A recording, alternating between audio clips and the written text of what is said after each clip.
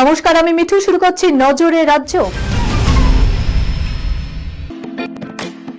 Lake view হাসপাতাল, সময় অসময় সব সময় আমাদের পরিষেবা modular OT, paediatric surgery, plastic surgery, general surgery, neuro surgery, urology, gastroenterology, gynaecology, orthopaedic, ENT, chest সমস্ত অভিজ্ঞ চিকিৎসকদের দ্বারা চিকিৎসা করা হয়।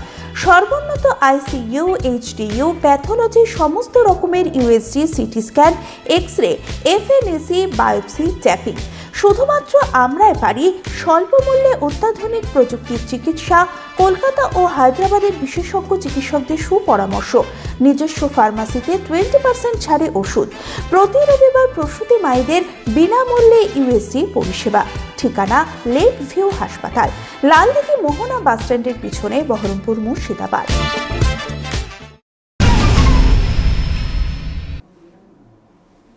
অনেকেই বলেন মা সরস্বতীর বাস নাকি তার গলাতে।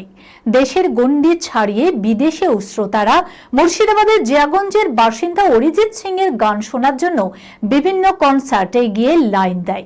এবছরের সরস্বতী পুজোয় জেলার ভূমিপুত্র তথা বিখ্যাত সঙ্গীত শিল্পী অরিজিতের প্রতি শ্রদ্ধা ও ভালোবাসা জানিয়ে কান্দি শহরে তারা মাতলা জুনিয়র পুজো কমিটি এক অভিনব সরস্বতী প্রতিমা তৈরি করেছে, যেখানে অরিজিৎ সিংকে মাটির মডেলকে দেখতে পাওয়া যায় মা সরস্বতীর ঠিক পাশে।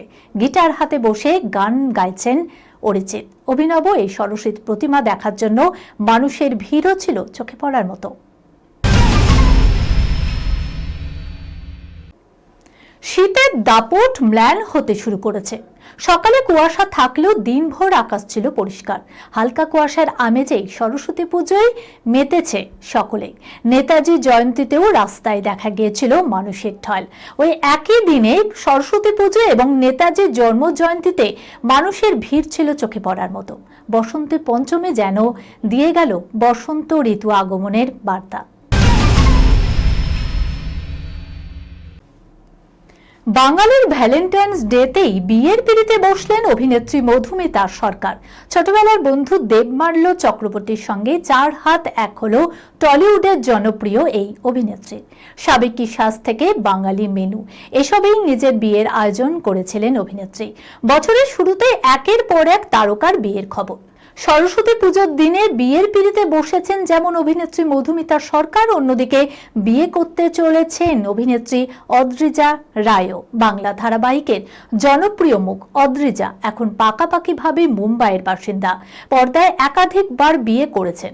এবার বাস্তব জীবনেও নতুন অধ্যায়ের সূচনা করতে চলেছেন অদ্রিজা। শোনা যাচ্ছে আগামী 25শে জানুয়ারি বাগদান সাধছেন অদ্রিজা রায়।